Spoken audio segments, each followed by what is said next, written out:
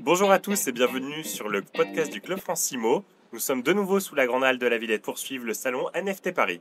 Aujourd'hui, nous recevons Thierry Gorzounian, CEO Business Development pour La Française. Bonjour Thierry. Bonjour Vincent, merci pour votre accueil. Je vous en Très prie. content d'être ici à vos côtés.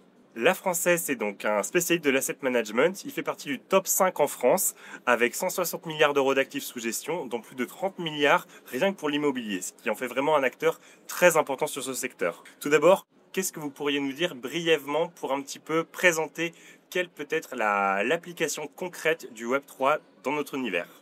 L'immobilier chez nous, c'est une affaire très ancienne puisque on gère des fonds immobiliers, des SCPI, Sociétés civiles de placement immobilier, depuis le milieu des années 1970. Nous sommes effectivement l'un des principaux acteurs dans ce domaine. Nous gérons plusieurs véhicules pour environ 160 000 clients, essentiellement personnes physiques, mais également quelques personnes morales. D'ailleurs, vous nous aviez parlé dans une conférence qui a réuni beaucoup de monde sous la halle, qui portait notamment sur l'importance du traitement des données, de l'élément data pour les asset managers. Et donc, comment prendre à quel point la prise en main et l'optimisation des données immobilières est vraiment cruciale dans votre activité d'asset management? Alors Vincent, ce que nos clients attendent de nous, c'est que à partir de la gestion d'un portefeuille d'actifs immobiliers, nous créons de la valeur pour leur profit.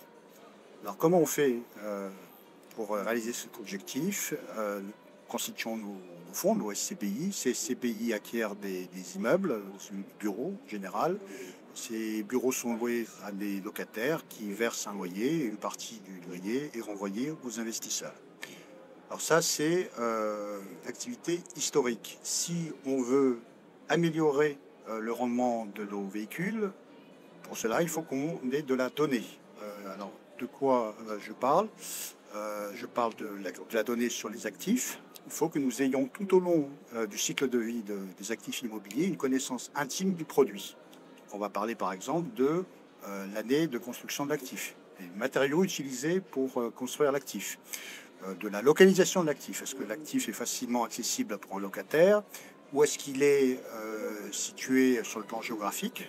Parce que ça il peut être impacté par la météo, puisque les problématiques climatiques sont de plus en plus importantes.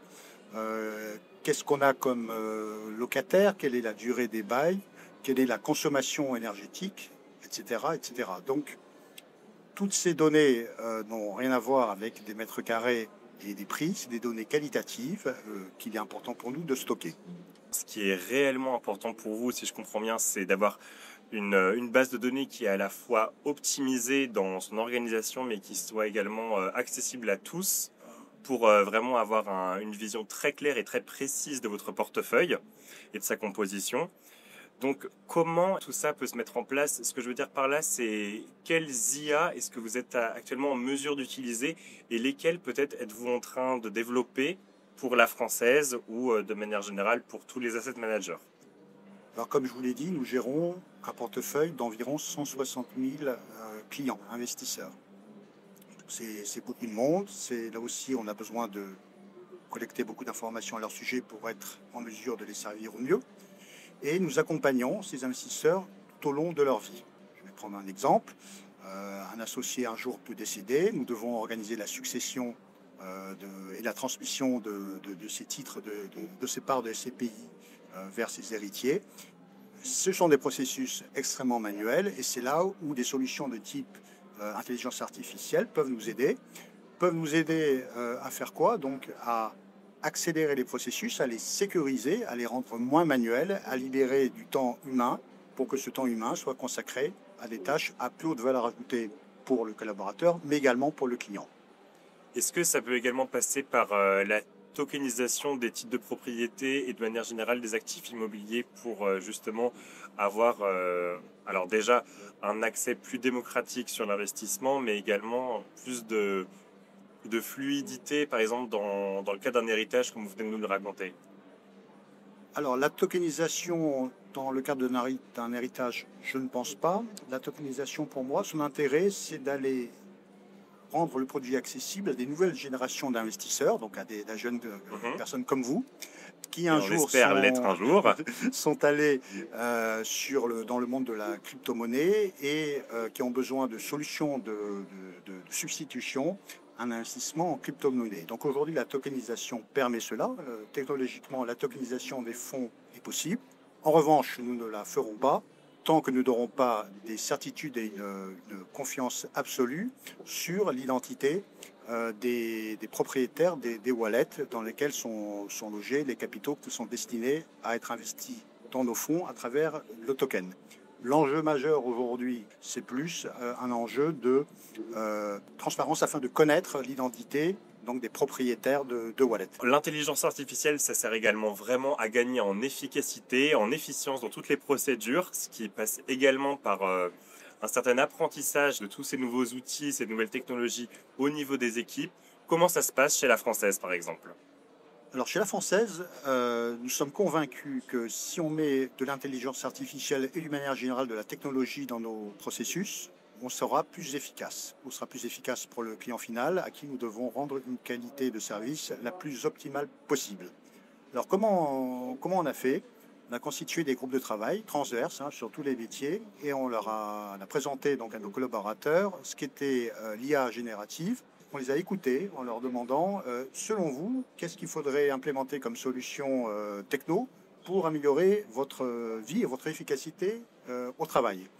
Donc en réponse, nous avons eu quelque chose comme 187 cas d'usage qui nous ont demandé donc, de mettre en place. Alors on peut les regrouper par grandes familles, donc il n'y a pas 187 familles, heureusement, mais ça va aller de la génération de contenu à la mise en place de process un peu plus automatisés, à la mise en place de rapports un peu plus automatiques, à la mise en place de contrôles, etc., etc. Nous avons de la chance, c'est qu'en tant que filiale du groupe Crédit Mutuel, nous disposons des ressources IT du Crédit Mutuel, qui a une entité dédiée à ce métier, ça s'appelle Euro-Information, qui a mis en place des solutions extrêmement puissantes donc pour nous accompagner demain dans l'implémentation de solutions d'intelligence artificielle dans nos process. Par ailleurs, Thierry, ce que j'aimerais savoir, c'est au niveau des régulations, parce que c'est un petit peu le grand sujet qui revient quand on parle d'IA dans l'Union européenne. Je voulais savoir actuellement quels étaient les freins majeurs à l'intégration de toutes ces procédures dans les entreprises d'asset management ou en tout cas de l'immobilier de manière générale. Et il y a notamment la question du stockage de données qui nous amène un petit peu sur l'enjeu de la souveraineté technologique. Qu'est-ce que vous auriez à nous dire par rapport à cet enjeu-là ? Alors moi, j'ai toujours pensé que l'un des freins à l'adoption de la techno et de l'intelligence artificielle serait l'humain. Donc l'humain qui pourrait craindre que la machine le remplace. Ce n'est pas du tout le cas. L'humain est très enthousiaste face à la techno. Il a compris que le collaborateur augmenté signifiait plus d'efficacité, plus de gains de temps et plus de travaux et de tâches à forte valeur ajoutée pour lui. Les freins, effectivement, c'est ce que vous avez souligné. Nous sommes, avec notre actionnaire Crédit Mutuel, très soucieux de la préservation des données de nos clients. Le Crédit Mutuel est une entreprise à mission, donc ça veut dire qu'il est très engagé sur l'ESG. Et nous sommes tous collectivement très soucieux de la préservation des données de nos clients. Donc ces données, il est hors de question qu'elles sortent de France, d'Europe de manière générale. Donc demain, si on implémente des solutions de type ChatGPT, ça peut être compliqué parce que nous ne voulons pas que les données de nos clients se retrouvent aux États-Unis. Même chose avec DeepSeek en Chine. C'est pour cette raison que peut-être que la solution s'appellerait Mistral, à étudier. Il est également de notre responsabilité d'éduquer nos collaborateurs. Nous avons un petit millier de collaborateurs. Si demain on leur met une telle solution entre les mains, s'ils en font mauvais usage, ça ira à l'encontre de nos valeurs. Nous sommes convaincus de notre responsabilité sociétale, de responsabilité en termes d'ESG par rapport à nos actionnaires et à nos clients. Plus les questions, les prompts que vous allez rédiger. Alors, est-ce que vous pourriez nous rappeler ce qu'est un prompt ? Parce que je ne suis pas sûr que ce soit clair pour tous nos auditeurs.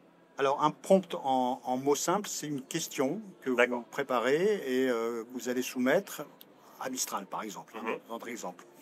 En revanche, pour que ça soit efficace, il faut que la question soit précise. Autrement, vous n'aurez pas de réponse précise. Et vous serez obligé de rédiger un nouveau prompt pour avoir une réponse, plus précise, et ainsi de suite. Sauf que plus vous êtes connecté et plus vous interagissez avec une solution de type Mistral, plus ça consomme de l'énergie. Bien Vous sûr. voyez, il faut être extrêmement précis au niveau de la question posée pour avoir une réponse précise et consommer le moins d'énergie.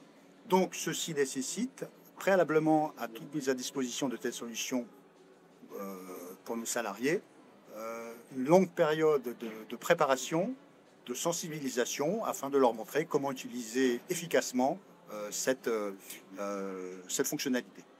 Alors, je comprends tout à fait l'enjeu. Et du coup, là, vous pouvez nous confirmer qu'il y a une réflexion qui est en cours auprès de la Française pour justement mettre en place toutes ces procédures et la manière dont on apprend aux collaborateurs comment manier l'IA correctement?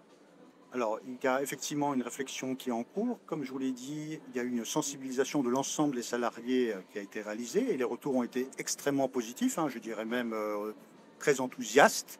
Donc, nous allons essayer de mettre en place, avec le soutien de nos équipes informatiques, certaines solutions. Alors, nous ferons ça conformément à la réglementation, puisqu'il y a une nouvelle réglementation européenne qui est en vigueur. Ça s'appelle l'Intelligence Artificielle Act, qui nous impose donc avant toute mise en place de solutions IA, donc de bien mesurer les risques associés. Mais nous avons les moyens de le faire et nous le ferons donc, je l'espère assez rapidement, au profit de nos salariés et de nos clients. Alors, si je résume, il y a beaucoup de projets très ambitieux qui sont actuellement menés par la Française. Et donc, hormis la réussite de ces projets, qu'est-ce qu'on peut vous souhaiter pour les prochains mois, Thierry?